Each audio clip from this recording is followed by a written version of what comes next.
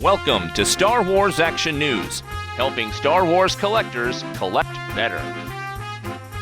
Well, also at stores, this week I hit Toys R Us numerous times, and they have finally gotten into the point that it's just sitting on shelves. The 3 3/4 inch Takodana Encounter figure 4-pack that we saw revealed at Toy Fair. And this is an interesting box. I don't remember getting figures in a box like this before, where it's kind of vertical. I think the closest I can think of is back when they did the Blu-ray releases and they had some 4-packs. And because they're saving on packaging and making everything multilingual now, the back looks dense. It's like phone book text. Well, it's not that they're saving on packaging by doing that. No, they are. But that's actually a requirement on a lot of things, is to have French on them. Okay, but it's not a requirement to have 4 different languages. What they're doing is international packaging everywhere and saving the money. And Jake, I take it you picked this up as well? Yeah, I was fortunate enough, actually. Hasbro sent me a set on the day that the Blu-ray came out for The Force Awakens. All right, so you might be slightly biased as you got the figures for free. It never hurts. It never hurts. Well, I find that looking at a set, the cost per figure value there is important. And this at Toys R Us was a $25 set for 4 figures. And of the 4 figures, the second shortest one is the only new sculpt or new figure in the package. Yeah, it's almost more of a 3-figure set and a accessory, right? Because back in the day, BB-8 would clearly be an accessory figure. Don't be droidist. For some reason, I thought this was going to come with like a little display too, because at Toy Fair we saw it in like there was a cardboard folding thing that looked like the Takodana jungle.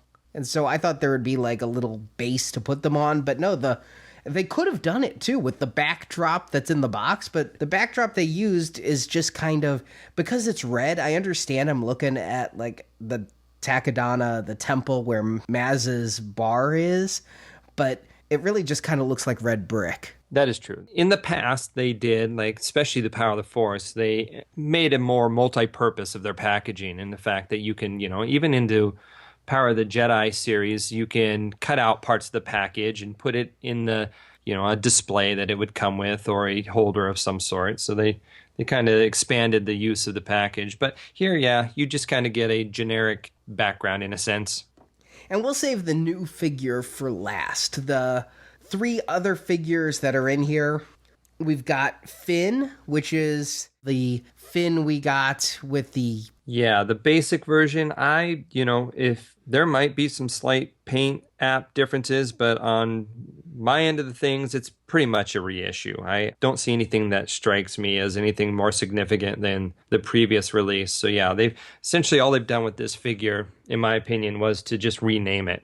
Whereas it used to be Finn Jakku, now they're giving it the Finn Takodana label. Could you imagine if they did that in the vintage line? Like Luke Skywalker, Death Star, Luke Skywalker, Tatooine, Luke Skywalker landing on Yavin, Luke Skywalker, Millennium Falcon. Well, they did do a little of that, didn't they, when they reissued in different movies? Yeah, but they could have done 4 of the same figure per movie. That's true.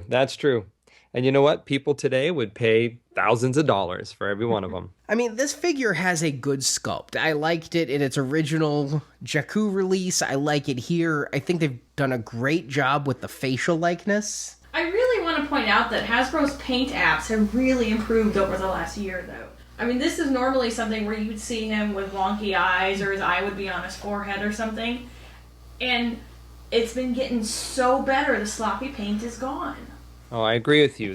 On Finn, we're going to get to sloppy paint. I got a figure that needs to go back. I spoke too soon. But overall, I'd say the quality has gone up, especially like since the end of the Movie Heroes line. There was just some real bad duds coming out of that line. And so they've definitely upped their game for the major release of Force Awakens, in my opinion. Listen, Hasbro couldn't want the figures to be so poorly painted. They couldn't like that.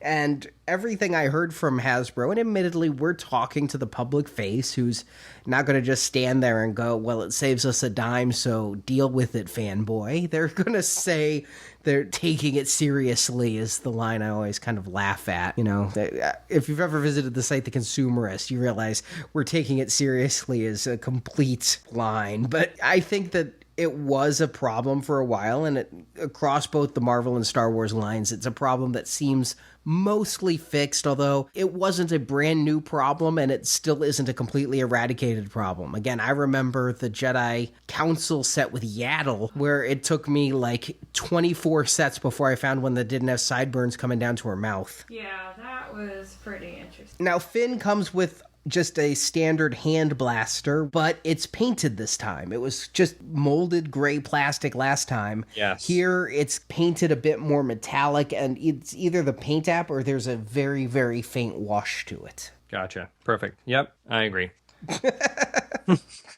I agree. What you just told me is true. The second figure, I'm saving both the best and worst for last. The second figure, I don't think we could just get any more basic, though, than a straight re-release of BB-8. Yeah, but it's BB-8. Who cares? Can you have too many BB-8s? This is technically there are 3 versions of BB-8 in the Force Awakens line. So this would be the second version that came out, and it's barely different from the first version. And this is a straight reissue of the second changed version from the multi-pack, from the 3-pack, that had the 2 Unkar thugs. Mm-hmm. The first one didn't have a peg hole in the bottom. You're correct. And it was much, much lighter. I mean, even to pretty night and day. So yeah, so this is when they went through and added some heft to it, put the peg hole in the bottom.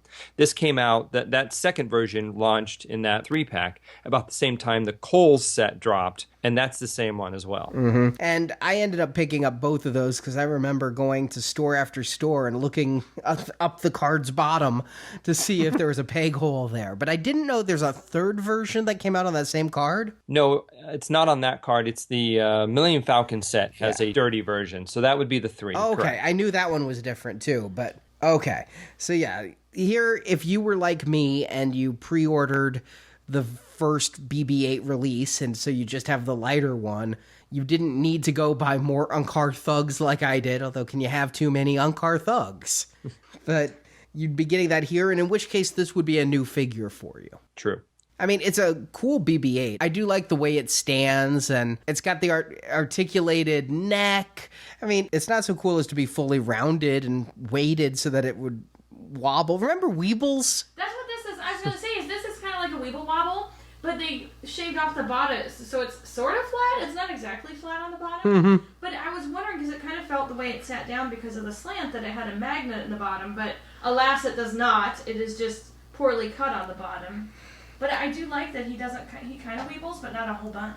I would prefer he weebles and he wobbles, but he doesn't fall down technology. That would be a BB-8 Weeble Wobble. My complaint, though, is that his antenna are already bent. The antenna are very, very soft plastic, but I think a little hot water, you might be able to straighten them out. Oh, yeah. You know, and I'm looking at all my BB-8s here, and it seems like I have a couple that are made out of much more firm plastic than this one here from the Takodana. They may have used a softer plastic for this version, because I have some that are a little more firm. So the previous release of this in that 2-pack with the heavier bottom, is that a more firm plastic? Is this significantly different in that it's a different plastic for the antenna? Oh, man. I wouldn't say significantly. I mean, I think when you're looking at antennas, as far as antennas go, the Millennium Falcon one is a much thicker antenna than these releases. But no, I would not say this isn't anything that anybody needs to go out and find, you know. But one does appear a bit more firm than the other. Then third, we get the Rey Takodana figure, who is previously the Rey Starkiller base Snow figure. And this is the one that either she's a sloppy eater or I got some real dirty paint on her chin. I think you may have got Rey after she's finished a few portions. Yeah, I'm thinking that she might want to learn some table manners. Mine looks pretty clean. She's pretty good. And you know what? The main difference from this one is we're finally past the debut of the film and we can all reveal all Rey's secrets, except who she's related to. And that would be that she has a lightsaber. Yes, so you no longer have to take the Resistance Rey figure's lightsaber and put it in this hand. You now Can you guys get be it in careful this one. so I don't spend the next 3 days dealing with Facebook and reporters? I don't know why you get DCMAs for showing a figure bought in Walmart, but yet somebody can leak a video with episode 8's title and everybody's fine. Do you think that's the title? No. No, I don't think so either. You get 2 lightsabers with her. This does not have a removable blade. You just get the hilt or the ignited saber. She also comes with her staff weapon from Jakku. Did she have that on Takodana? Did she have that? Wow. Did she leave it on the Falcon? Yeah, I don't think she walked into Maz's with it, and we know that she didn't battle Kylo Ren with it. So, yeah, I think that was left on the ship, I would assume. Unlike Finn's blaster, which I think was confiscated and never picked up, and then back again at the end. And straight from the Starkiller base figure, because, I mean, I'm torn on this. By releasing every accessory and more, anyone who's an opener and a completist just wasted their money by buying Starkiller base Rey. But by the same token, for those who aren't completists, you wouldn't need to go buy Starkiller base Rey just to get the backpack or the staff. But you do get both of those here, which is kind of cool. Of course, why the lightsaber hilt is important is you get this little rubbery chest, and it's from Maz Kanata's basement, and you could put the lightsaber hilt in it and reenact with 5 POA her finding the lightsaber. Now, if we can only get all the parts of her vision now in 5 POA, that would be great. I'll take the Knights of Ren. I'll take the... I want to get the guy who was not Zuvio getting stabbed. Yeah, what's that guy's story? But you want to talk soft plastic. The lid of this chest is hysterical to me. It's so floppy. It's, it doesn't stay up, it doesn't stay down. Once you lift it up, it's always up. Wasn't there you know what this reminds me of? Oh my God. Do you remember the parquet ads where it would talk and say butter? Parquet.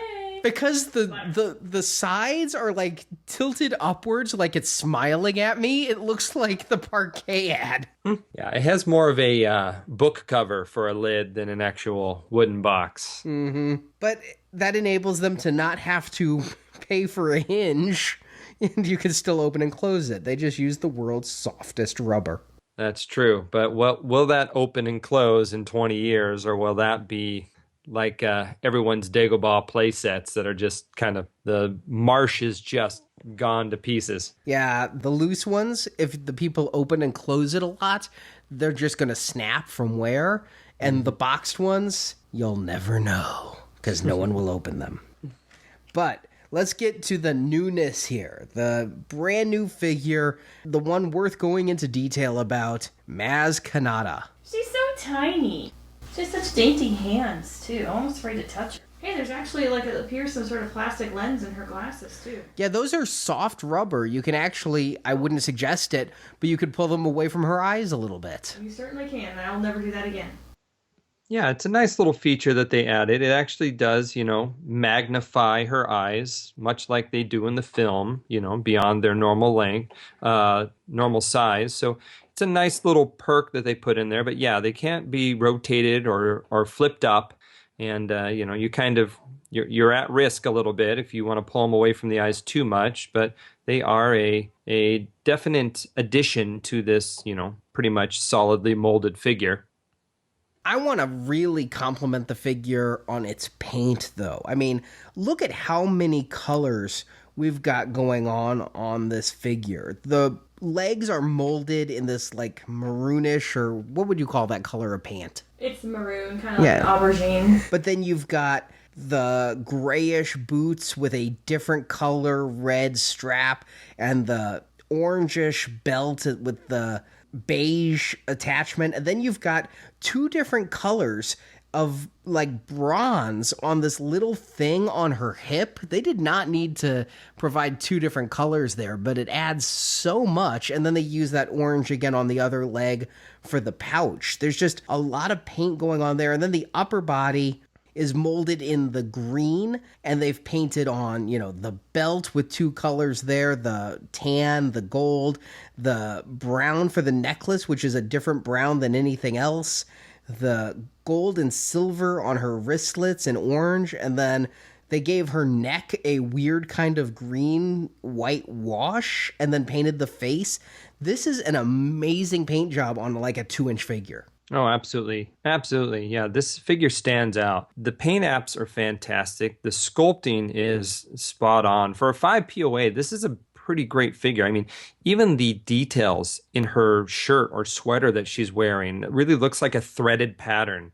So they have gone all out on this figure. And I wonder if that's just because, this was where all the energy can go into, since they essentially reissued 3 other figures, unchanged. So they could really put some extra time, love, and care into this. And I dare say that even if we were still getting super articulated figures in the main release, for a figure of this size, we might not have gotten too much more. I mean, how many Yodas were released with 5 or 7 POA when they were releasing 30 POA on the full-sized figures? No, you're very right. I was thinking about that. What would this look like in a super articulated version? And the only thing I could really come up with was that little vest she wears might be a additional rubber piece. But other than that, this figure, there's not a lot of expansion for it. I would think elbows and wrists would be the big 2. That is true. But that's where you could put them. I'm not saying that even in a higher articulation line, you would put them there. So with this paint job, this sculpt, it's rare that I get a figure in this 5 POA line that I am completely satisfied with as a definitive version of that figure. I want the Black Series or the Vintage Collection or something to make higher articulated versions of all these figures except Zuvio. Or I want Black Series 6-inch versions of these figures.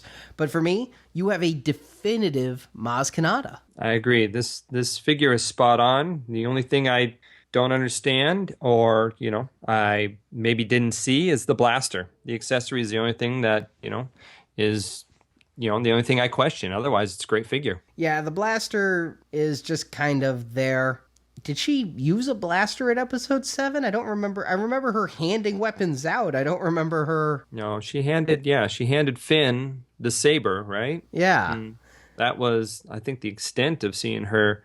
Yeah, that's a scene I don't quite understand. Is it automatically assumed that when the First Order invades Maz Castle, everyone automatically gets up and starts shooting? I mean, because who is the army that they're fighting before the resistance comes in? Is everyone's like, yeah, defend Maz? I gotta think that they're just all anti-imperial, except for the spy.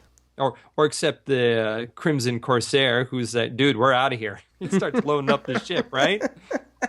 So I'm not going to judge this figure too much for having the gun, but you know what this reminds me of? Is, man, this figure takes me back and it makes me 6 again.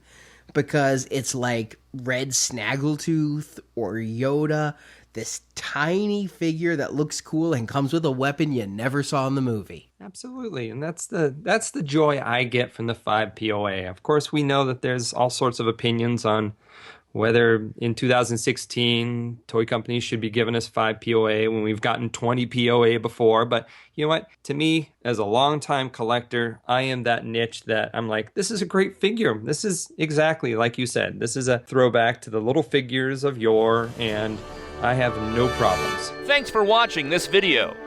You can see full episodes of Star Wars Action News with more collecting news and reviews at swactionnews.com. We also have thousands of toy and collectible photos in our photo gallery. If you enjoyed this video, please subscribe to our YouTube channel. May the pegs be stocked and the Force be with you.